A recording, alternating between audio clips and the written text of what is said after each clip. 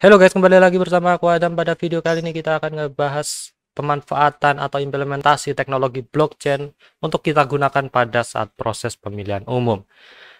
Kenapa kita harus menggunakan blockchain? Ya, karena kita pengen pemilu itu adil ya, transparan dan juga tidak dimanipulasi oleh beberapa pihak atau tujuan-tujuan tertentu. Jadi intinya untuk keadilan ya, untuk keadilan dan untuk kejujuran juga. Oke, jadi kita mulai saja tanpa perlu basa-basi lagi. Kita lanjutkan setelah yang berikut ini. Oke, di sini aku menggunakan program yang bernama MATLAB. Ya, maaf ya kalau ada suara burung atau suara ayam itu. Hewan peliharaan di rumah lagi biasa pagi-pagi. Jadi di sini aku akan menggunakan software yang bernama MATLAB ya.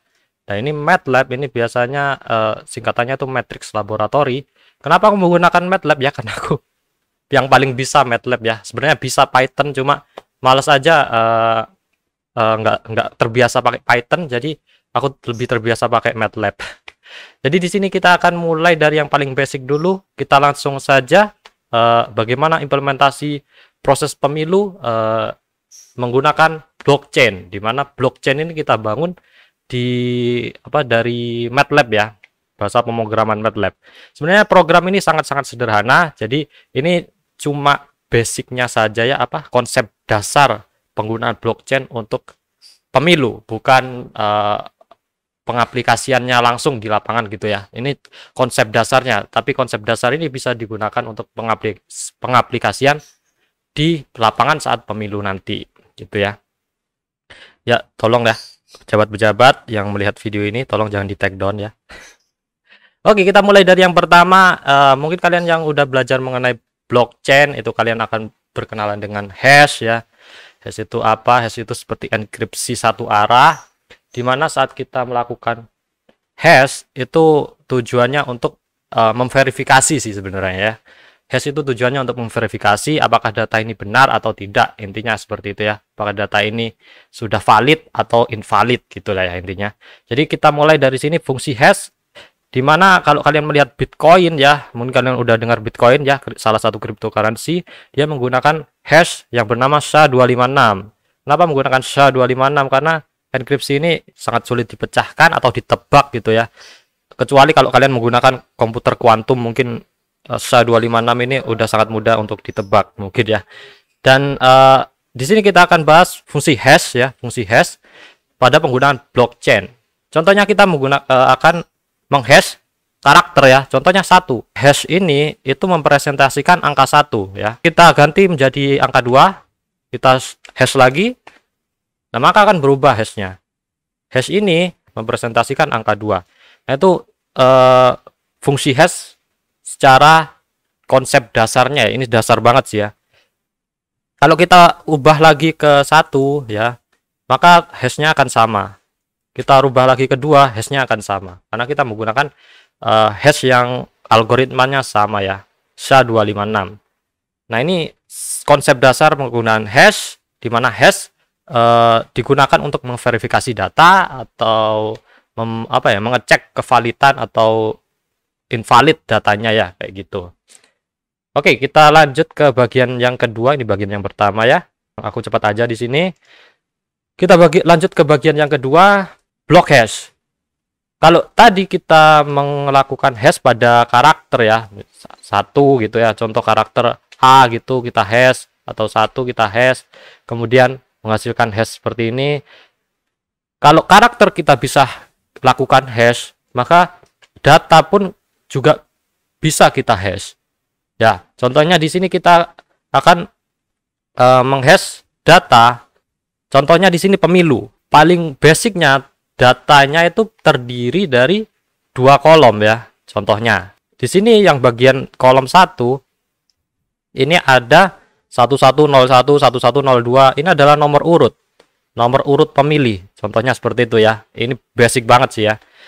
Kolom kedua yang ada 2200 ini adalah nomor urut 1 itu memilih pasangan nomor 2. Nomor urut 2 memilih pasangan nomor 2. Seperti itu ya.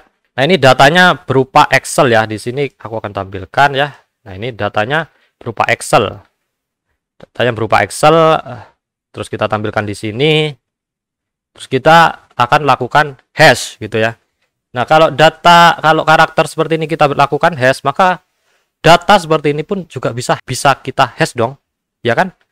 Nah, maka kita lakukan hash, maka benar saja data seperti ini kita bisa lakukan hash, yang mana kumpulan data ini kita beri nama blok ya. Dan satu rangkaian data ini adalah satu blok gitu ya. Nah, kita udah mulai masuk ke blockchain nih ya. Nah, blok ini adalah kumpulan data ya. Data di sini satu blok itu terdiri dari 1 sampai 10 data ya. Itu bebas sih, mau 1 sampai 5 atau 1 sampai 100 itu bebas bener ya. Itu tergantung yang bikin algoritma blockchainnya nanti seperti apa. Kalau di Bitcoin bloknya itu 1 megabyte kalau nggak salah ya, 1 megabyte. Jadi kalau misal datanya itu udah mencapai 1 megabyte itu udah jadi satu blok gitu ya. 1 sampai 10 data ini kita hash. Maka ini adalah bernama blok hash karena ini mempresentasikan data ini ya, data di blok ini. Ini paling dasarnya. Langsung kita lanjut ke nomor 2. Masih ingat ya, nomor 1 kalau kita ngerubah sedikit pun maka hashnya akan berubah. Di sini juga sama, kalau kita ngerubah data 1 pun di sini 1 saja ya, itu hashnya akan berubah, tidak akan sama lagi ini hashnya. Itulah fungsinya untuk memverifikasi data, untuk mencegah kecurangan dan manipulasi gitulah ya. Kita lanjut ke nomor 3. Nah, ini kita udah mulai ke blockchain bagian ketiga. Kalau di bagian kedua tadi itu adalah satu blok ya, ini satu blok. Nah, ini satu blok ya, ini satu blok, terus di sini satu blok, di sini satu blok juga. Nah, di blockchain, blok-blok tadi itu akan tersambung satu sama lain. Kita mulai dari yang pertama, kita tampilkan dulu datanya ya. Ini ada, kita contohin di sini tuh ada data ini ya, blok 1, blok 2, blok 3 ya. Ini berisi data pemilih ya. Kita mulai. Tampilkan dulu datanya, tampilkan dulu datanya, tampilkan dulu datanya. Di blok 1 ini ada data pemilih ya, nomor urut 1, nomor urut 1101 itu memilih nomor urut 2. Di blok 2 juga begitu ya, ini ada data pemilih ya. Di sini satu blok itu berisi 10 data ya. Satu blok berisi 10 data. Blok yang lain juga sama berisi 10 data. Kita lakukan hash ya. Di blok 1 kita hash, maka akan menghasilkan hash seperti ini ya. E4CB. Kemudian di blok 2 kita hash juga ini. Tapi hash yang ke blok kedua itu selain dia menghash data pemilih ini, dia juga ditambah dengan hash blok 1. Jadi hashnya akan bertambah. Blok 2 ini, data blok 2 ditambah hash dari blok 1. Maka akan menghasilkan hash blok 2 ini. Hash blok 2 ini dihasilkan dari hash data ini ditambah hash blok 1. Jadi ini saling nyambung ya, saling nyambung antara blok 1 dan blok 2. Kemudian kita lanjut ke blok 3. Jika kita hash, apa yang terjadi? Akan menghasilkan hash blok 3. Di mana hash blok 3 ini dihasilkan dari hash blok 3 ini ya, hash data blok 3 ini yang berisi data pemilih ini ya. Data pilihan dari pemilih ini ditambah dengan hash dari blok 2. Jadi blok 3 dan blok 2 itu hashnya akan saling terkait ya, akan ngunci lah intinya. Makanya diberi nama blockchain atau kunci blok gitu ya. Karena antar blok ini saling menyambung. Jadi kalau misal kita tidak rubah apapun di blockchain ini, kalau kita lakukan validasi, datanya akan valid. Contohnya kita akan merubah data di blok 2 ya, nomor urut 111 ini kita rubah menjadi 1 ya. Contohnya di blok 2 ini ya, data blok 2 nomor urut 1111 ini ya, 1111 kita rubah menjadi 1 gitu ya. 1. Contohnya aku mau manipulasi nih. Dia tadi milih 2 kan, aku manipulasi menjadi 1 gitulah ya. Apa yang terjadi di blockchain kalau kita lakukan hash lagi ya di sini, maka blockchainnya akan berubah. Kemudian kalau kita lakukan validasi, maka blockchainnya akan invalid. Karena blok di sini, hasil dari hash blok 2 ini, ada yang memanipulasi data. Satu saja data yang dirubah akan menghasilkan hash yang sangat-sangat berubah. maka hashnya akan berubah di sini. Hash blok 2 berubah. Kemudian kalau dilakukan validasi blockchain, maka datanya blok ini akan invalid ya, atau terjadi manipulasi. Hash blok 2 ini akan nyambung ke hash blok 3. Dan hash blok 3 akan rusak karena hash sebelumnya itu hasilnya adalah 0094. Sedangkan hash di blok 2 itu udah menghasilkan hash yang berbeda karena kita lakukan manipulasi tadi ya, yakni D6E7. Ini sangat berbeda kan antara hash blok 2, hasil hash blok 2 D6E7. Di blok 3 dia mengingatnya hashnya itu 0094. Maka antara blok 2 dan blok 3 itu terjadi kerusakan data atau invalid lah datanya ya, karena bloknya sudah berubah. Intinya seperti itu ya. Ini rangkaian blockchain yang paling sederhana. Kita lanjut bagian keempat ya. Mungkin ada yang ada pertanyaan ya, langsung aja komen di kolom komentar di bawah. Bagian yang keempat, blockchain terdistribusi. Yang sebelumnya ini blockchain ini cuma berada di satu komputer. Kalau bagian yang keempat, ini sangat sulit untuk dimanipulasi. Karena blockchainnya ini terdistribusi. Makanya ini namanya, aku beri nama blockchain terdistribusi ya. Yang mana di sini ada bernama peer 1, peer 2, peer 3. Peer ini adalah mewakilkan komputer ya. Komputer 1, komputer 2, komputer 3. Ini akan dibagikan ke 3 komputer atau bahkan 1 juta komputer, itu bisa. Contohnya di sini aku wakilkan lah ya, folder ini itu komputer 1, komputer 2, komputer 3. Di komputer 1 itu ada data blok 1 sampai 3. Di komputer 2 juga sama, ada data blok 1 sampai 3. Di komputer 3 juga sama, 1 sampai 3 blok data ya, yang berisi data pemilih tadi. Di sini aku cuma beri satu button aja ya. Kita lakukan validasi blockchain. Kalau blok-bloknya itu tervalidasi antar satu komputer dengan komputer lain, maka hasilnya akan valid. Masih ingat tadi ya? Contohnya di komputer 1 itu blok 1 itu menghasilkan 4CB. Kemudian itu akan nyambung ke hash blok kedua. 4CB di hash lagi dengan data yang pemilih dari blok 2 tadi menghasilkan hash 0094. Dan ini juga akan nyambung ke blok 3 0094 di hash dengan data pemilih tadi menghasilkan hash blok 3 yakni B50C. Komputer pertama, komputer kedua, komputer ketiga ini membagikan data yang sama. Kalau misal ada pemilihan umum ya di salah satu desa gitu ya menggunakan blockchain, datanya pemilih ini akan dibagi ke banyak komputer. Di sini aku punya contoh kasus di mana aku menjadikan diriku sebagai orang yang ingin melakukan kecurangan. Di mana kita akan contohkan di sini ada 3 komputer, di mana folder peer 1 sampai peer 3 ini mewakilkan komputer di lokasi 1, komputer di lokasi 2, dan komputer di lokasi 3. Jadi di sini aku contohkan aku sebagai petugas pemilu gitu ya. Terus aku ditawari sejumlah uang tertentu di lokasi kedua. Aku ditawari buat manipulasi data di situ, melakukan kecurangan yang sebenarnya itu nggak boleh dan juga tidak berfungsi saat kita menggunakan teknologi blockchain. Contohnya aku pengen manipulasi data blok ketiga, blok paling terakhir. Ini nggak penting sih, mau manipulasi blok yang pertama, blok kedua, atau blok ketiga, blok awal, blok tengah, maupun blok paling akhir.